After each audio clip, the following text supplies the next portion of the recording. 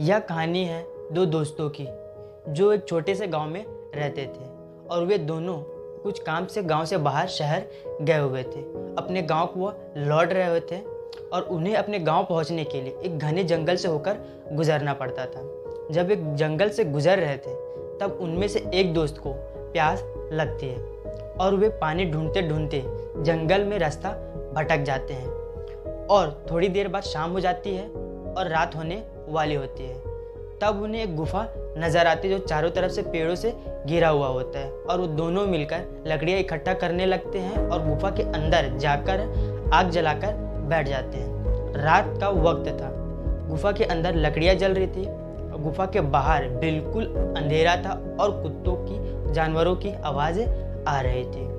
दोनों में से एक दोस्त अंदर ही अंदर बहुत डरा हुआ था क्योंकि उसने बहुत सी भूत प्रेतों की कहानियां सुनी हुई थी और उसे लगता था कि रात के वक्त बहुत सी भयानक आत्माएं जंगल में भटकती रहती है और भटके हुए लोगों को वह जिंदा नहीं छोड़ती है। और ये सारी बातें उसने अपने दोस्त से कहता है।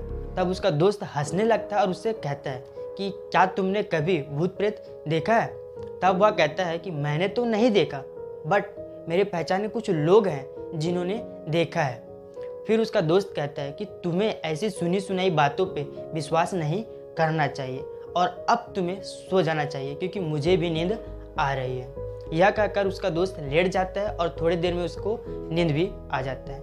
लेकिन यह बंदा डरा हुआ होता है, इसे नींद नहीं आता क्योंकि उसे लग रहा था कि कोई उसे छुप कर देख रहा है और वहाँ आग की कुछ परछाइयाँ बन रही थी और उस परछाइयों से भी उसे डर लग रहा था। और ऐसा कुछ देर तक चलता रहा, लेकिन थोड़ी देर बाद उसे नींद आ जाती है क्योंकि वो भी बहुत थका हुआ था।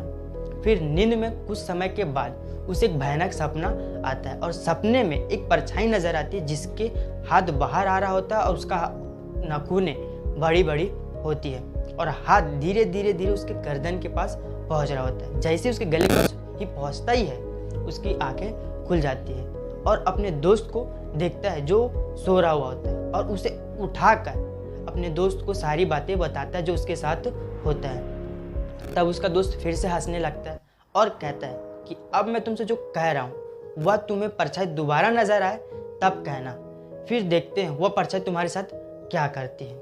और उसने वही किया और कुछ देर बाद वह उसका दोस्त हो जाता है और ये भी सो जाता है। फिर सपने में वही परछाई वापस नजर आती है। फिर वही बोलता है जो उसके दोस्त ने कहा हुआ होता है कि मैं तुमसे नहीं डरता, तुम सामने आओ, हिम्मत है तो सामने आओ। और फिर वह परछाई धीरे धीरे छोटी पड़ जाती है और धीरे से गायब हो जाती है। तो दोस्तों, हमारे साथ हमारी ज़िंदगी में भी ऐसा ही कुछ होता है कि हमारे अंदर जो डर है हम उसे जितना डरते हैं वह उतना ही धीरे धीरे बढ़ने लगता है और जिस दिन हम उस डर से सामना करते हैं तो वह धीरे से कम हो जाता है।